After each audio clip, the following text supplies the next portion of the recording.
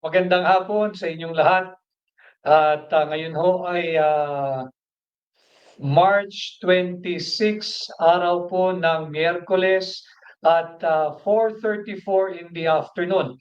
Medyo maaga po tayo sapagkat ako ho ay nasa labas at may inaantabayan ng biyahe pabalik. Kaya po inagahan ko at nakahanap tayo ng espasyo dito sa aking kinaroroonan at pinagbigyan naman tayo ng isang oras at meron daw pong gagamit ng kwartong ito. Kanya minabuti ko po na agahan at nang sa gano'n ay magkasama-sama po tayo ngayong araw ng Miyerkules. At ang ating nga pong topic ngayon ay yung napakainit na pinag-uusapan na remittance boycott ng OFW. Naka-emphasize po yung salitang boycott sapagkat yan ang ating hihimayin, ating tatalakayin at lalagyan ng tamang teksto at konteksto dito sa sinasabing remittance boycott ng ating mga overseas Filipino workers. Meron nag-message agad, yes to zero remittance at si Mylis, hello, kay Hermie, kay Lorraine Bakalan, watching from Hong Kong, mabuhay po kayo riyan. At meron ding nanonood from Australia, si Mira Shields, hello Mira. Kay Al Rosario, boycott sinong magugutom kundi pamilya ng mga di magre-remit. Hindi ka naman kasali to, ba't ka react ng react? 'Di ba? Di wag ka mag-remit o mag-remit ka. Bakit mo pinakikialaman yung ayaw mag-remit? Pamilya nila yun. At kaya nga sila nagpakalayo-layo sa Pilipinas dahil gusto nilang kumita. Sa hangad na magkaroon ng mabuting buhay ang kanilang pamilya.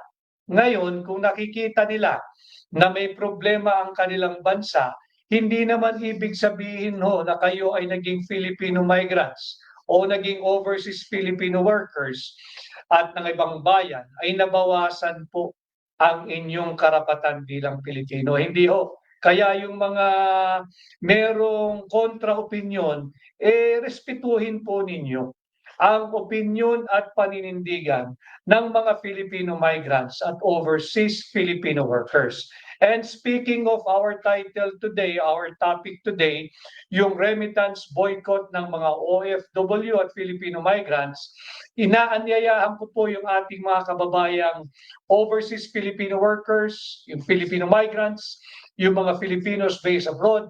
Pwede po kayong sumali, basta ito lang po ang gawin natin, number 56, watching from kung saan po kayong lugar, kung saan po kayong bansa, at paihintulutan po kayo ng ating mga volunteers na makibahagi sa ating pagla-live ngayong hapon. Number 56, watching from. Yan po yung ating gawin. At wag po ninyong kalilimutan yung ating role dito sa ating pagla-live, yung diretsong pakikipag-ugnayan ko po sa inyo. Buksan lamang ang camera pagka kayo po'y na-recognize na at panatilihin po nakamute nang sa ganon ay marespeto po natin yung pagkakataon at oras ng iba na una ko pong kikilalanin o i-recognize. Salamat po Number 56, watching from. Pumuposisyon, naninindigan yung ating mga OFW. Meron pong hindi sumasang-ayon.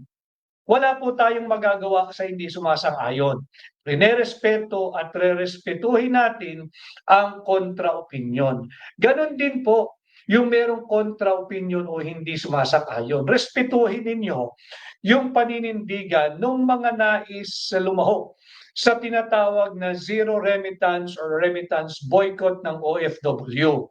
Alam mo ninyo, karapatan ng ating mga overseas Filipino workers, karapatan po ng ating Filipino migrants, magpadala o hindi magpadala ng pera sa kanilang mga kamag-anak. At wala po tayong pakialam doon. Sila ay pribadong empleyado sa ibang bansa. Ang kanilang pera ay pribadong pera. Pera nila yun. Kung paano nila gusto gastusin, wala po tayong pare-parehong pakialam doon. Kaya yung mga nagsasabi na magugutom ang pamilya, bakit po ba mas marunong ka pa doon sa may pamilya na ayaw niyang magpadala? Hindi naman po perpetual or forever yun. Ito ay paninindigan ng mga overseas Filipino workers. Ito ay paninindigan ng Filipino migrants. Ito po ang kanilang paniniwala bilang susog sa panawagang Bring Back Tatay Digong Home. Yan ang kanilang pamamaraan ng pagsasalita, pagsasalahad, pagpupuna at malayang pagtitipon at malayang pagprotesta sa hindi nila pagsang-ayon sa polisiya ng gobyerno. Ito nga po yung pagbibigay kay Pangulong Duterte sa banyagang kamay, sa banyagang korte, sa banyagang tagausig at banyagang mahistrado. Kaya respetuhin natin yung ating mga overseas Filipino workers, yung ating mga Filipino migrants na nanawagan, na nanindigan ng remittance boycott. Hindi ko po alam kung hindi ko matiyak kung ilang araw o ilang linggo nilang gagawin ito. Magkaganoon pa man, ulitin ko, may mga nagme-message po. Si Lorraine Argante, number 56 from Saudi Arabia. Marami pong salamat sa iyo, Lorraine. Yung si Rafael Madalaga Botal, number 56 din, watching from KSA. Maraming salamat. Kay Tain Lu, I hope Attorney Rodriguez will make it to the Senate. Maraming salamat sa iyong magandang wishes for me. Alam ho ninyo, sinisikap ko na gawin yung aking parte bilang senador ninyo, bilang kandidato. Pinagsisinop ko po yung kampanya at yung ibang bagay po na beyond human, ibinibigay ko na po sa kamay ng dakilang may kapal kung ano ang kanyang higit na magiging pasya at desisyon. Mulat na mulat at nag-aalab na damdamin ng ating mga kapwa kababayang Pilipino, mga overseas Filipino workers at Filipino migrants. Rating ko, ang ating titulo ay Remittance Boycott ng Overseas Filipino Workers.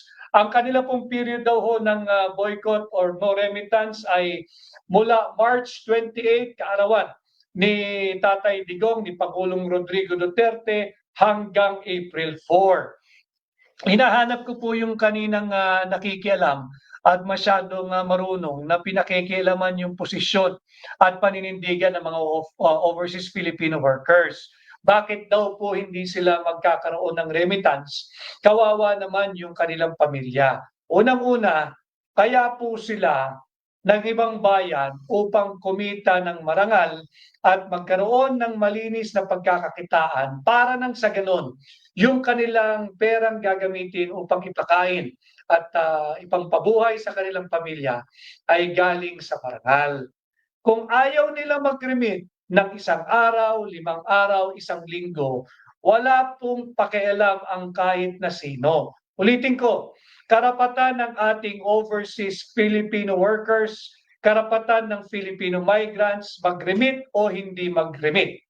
Karapatan po nilang mag-remit kung kinakailan nila gusto at wala pong sino man ang maaaring magdikta sa kanila kung kailan dapat mag-remit, kung kinakailangan dapat maghulog, kung kinakailangan magpadala sa kanilang mga kamag-anak. Bakit? Pera po ng ating mga kababayang Pilipino yan. Yung ating mga Filipino migrants at overseas Filipino workers.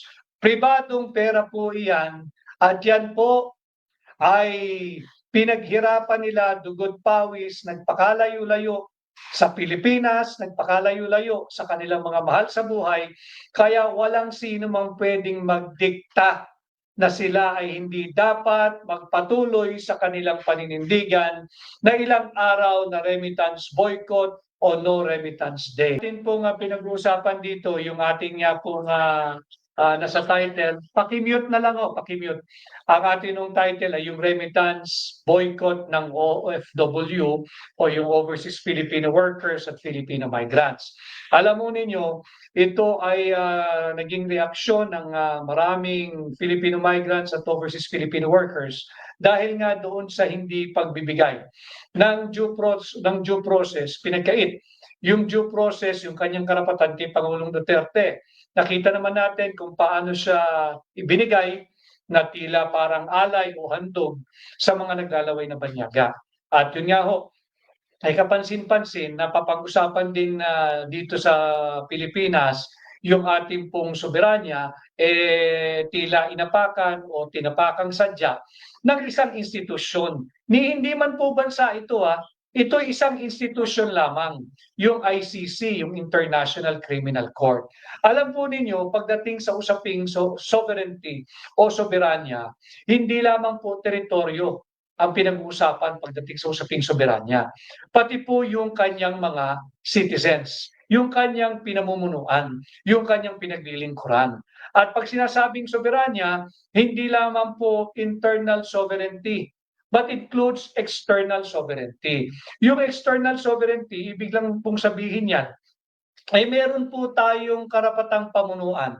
Hindi lamang ang ating teritoryo, kundi pangalagaan ang karapatan ng bawat mamamayan. In this case that we're discussing now, ang karapatan ng bawat Pilipino laban sa pakikialam, laban sa panghihimasok ng isang foreign jurisdiction, ng isang banyaga, maging bansa man yan, institusyon o korte, kagaya ng pakikialam ng International Criminal Court, kagaya ng pagtapak ng isang institusyon o yung ICC sa soberanya ng Pilipinas, sa soberanya ng Pilipino, sa katauhan ni Pangulong Rodrigo Roa Duterte. Malinaw po yan. Kasi pag sinabi mong sovereignty o soberanya, yung usaping sovereignty o soberanya, yung external and internal sovereignty. Yung mga ibinibintang ko, paki-mute lang ho yung inyong mikropono. Paki-check nga yung isang hindi nagmu-mute, pakitanggal para naman meron tayong ayos sa ating programa. Yung pasensya na ho kayo dahil alam naman natin na yung ating mga kinakalaban wala pong respeto sa Pilipino. Kaya dito sa ating pahina dapat may respeto tayo sa isa't isa. Tupdin natin yung simpleng patakaran na i-mute muna yung mikropono hanggat hindi pa nare-recognize. At pag na-recognize na, ay buksan po ninyo yung inyong camera at saka po ninyo i-unmute yung inyong mikropono. Para dito naman, meron po tayong ayos, meron tayong sistema, at meron tayong pagrespeto sa isa't isa.